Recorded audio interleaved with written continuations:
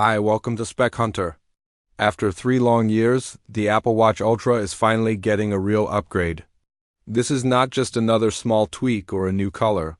This year, Apple is bringing actual changes that make it worth talking about. If you've been holding back from buying one, this could be the year to jump in.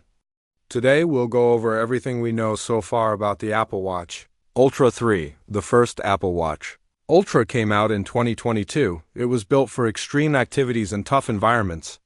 Apple showed it off for deep-sea divers, mountain climbers, ultra-marathon runners, and people spending days far away from civilization. It had a bigger battery, stronger build, and the most advanced sensors Apple could put in a watch.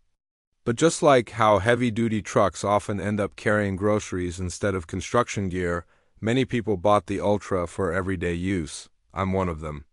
I don't run for 5 hours or climb mountains every weekend, but I work out every day and want the best data, the longest battery life, and the latest tech on my wrist. The next year, we got the Apple Watch Ultra 2, but the upgrades were tiny, a brighter display, and a new double-tap gesture like the one in the Series 9. The following year, there was no Ultra 3. Instead, Apple just released a black titanium color option.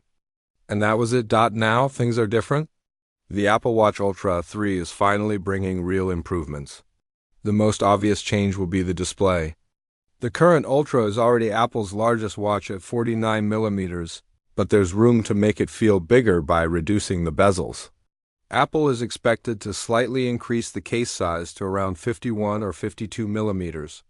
The shape will remain similar so it doesn't become too bulky, but the thinner borders will open up more screen space. Apple is also likely to bring the waterfall display from the Series 10. This makes the screen curve toward the edges, giving the illusion of an even larger display. Inside, the Ultra 3 will get Apple's new S11 chip. This is the latest system-in package, designed for better performance and efficiency. It should run smoother, handle more tasks, and use less power. That means faster response times and possibly longer battery life. This is important because Apple keeps adding features, and the watch needs the power to run them all without slowing down. One of the most exciting features is Satellite SOS. This is perfect for people who go on long hikes, camping trips, or any adventure far from cell towers. If you get into trouble with no signal, you can connect to a satellite and send an emergency message. You could even send a short iMessage if needed. Many people think this should have been in the Ultra from day 1, but it's finally here in the Ultra 3. Apple is also introducing a high blood pressure detection feature. It's not a full medical-grade blood pressure monitor, and they'll make that clear. But it will alert you if your blood pressure is unusually high or low. This could be especially helpful during extreme activities, stressful situations, or even everyday health monitoring.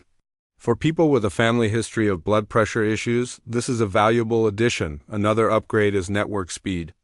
The Ultra 3 will finally move from 4G to 5G. This might not matter much for people who keep their watch paired to their phone most of the time, but for those who use the watch independently, 5G should bring faster and more stable connections. Apple will hopefully improve how the watch handles data. As previous models haven't been great in this area, the display will also get new technology. Apple is expected to use EDTO3, the latest low-power display system that can drop the refresh rate down to 1 Hz. This is perfect for the always-on display, letting you see the time and key info without draining the battery.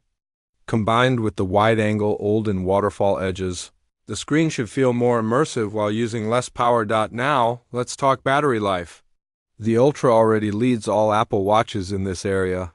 Officially, it lasts about 36 hours of normal use and up to 60 hours in low power mode. In my daily use, I easily get through a full day with around 30% left, even with long workouts, full brightness, and all sensors running. But if Apple can push that to 2 full days of heavy use, it would be a big win. In low power mode, getting 4 to 6 days would make it much more appealing, especially compared to Garmin watches that can last from 1 week to 3 weeks. So, is it worth upgrading? If you already own an Ultra or Ultra 2, the overall feel might be similar. But if you want the latest design, bigger display, faster chip, better battery, new health features, 5G, and satellite SOS, then it could be worth it. For first-time buyers, this could be the model that finally convinces you to go for the Ultra. The only unknown is the price. I expect it to start around $899, the same as the Ultra 2 in black titanium with the Milanese loop. But Apple could always surprise us with a change. For me, the Ultra is one of the most used products I own.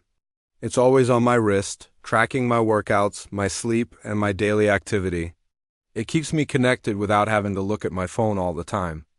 Whether you use your Apple Watch for fitness, notifications, or just as a smart companion, the Ultra 3 looks like it will bring the most significant set of upgrades since the first model.